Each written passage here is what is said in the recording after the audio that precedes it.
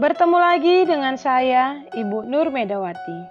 Pada pertemuan hari ini, kita akan belajar struktur dan kebahasaan teks ulasan. Perlu anak didik ketahui kompetensi dasar pada pembelajaran hari ini adalah 3.12 dan 4.12, yaitu menelaah struktur dan kebahasaan teks ulasan, dan menyajikan tanggapan tentang kualitas karya dalam bentuk teks ulasan.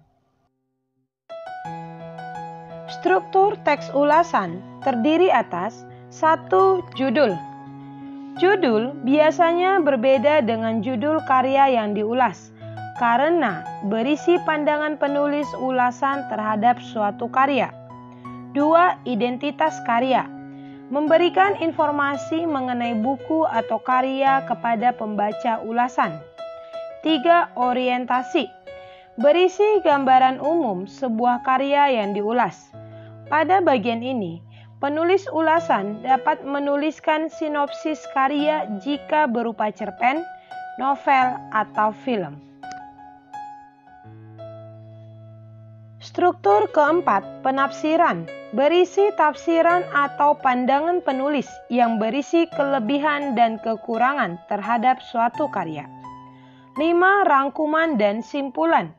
Berisi penelaahan penulis terhadap unsur-unsur karya yang dinilai dan rekomendasi kepada pembaca tentang kelayakan sebuah karya untuk dibaca, dinikmati, atau dimiliki. Layaknya teks lainnya, teks ulasan juga memiliki ciri kebahasaan. 1. Menggunakan kata-kata yang menyatakan sudut pandang atau keberpihakan penulis. Contohnya, berbeda dengan di samping itu dengan kata lain. 2. Menggunakan kata-kata yang menyatakan persetujuan atau penolakan terhadap karya yang disertai alasan dan bukti pendukung yang kuat, sehingga bisa diterima oleh pembaca. 3. Menggunakan kata sifat untuk mendukung sikap persetujuan atau penolakan. Contohnya, menarik, layak, atau berhasil. Setelah kita memahami struktur dan kebahasaan teks ulasan, langkah berikutnya adalah menyajikan tanggapan tentang kualitas karya. Langkah-langkah dalam menyajikan tanggapan tentang kualitas karya adalah sebagai berikut. 1. Menentukan jenis karya.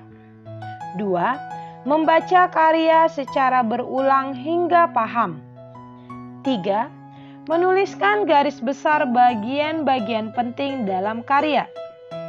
4. Membuat kerangka teks ulasan berdasarkan strukturnya. Langkah kelima, mengembangkan garis besar bagian-bagian penting ke dalam beberapa kalimat hingga terbentuk menjadi paragraf. 6. Menuliskan pendapat tentang karya yang diulas berupa kelebihan dan kekurangan karya secara berimbang, disertai alasan atau bukti pendukung. 7. Merumuskan kesimpulan berdasarkan penafsiran yang telah disusun. Demikianlah pembelajaran kita pada hari ini. Bila ada hal yang kurang dipahami, silakan ajukan pertanyaan melalui kelas daring kita. Jaga kesehatan dan tetap semangat belajar bahasa Indonesia.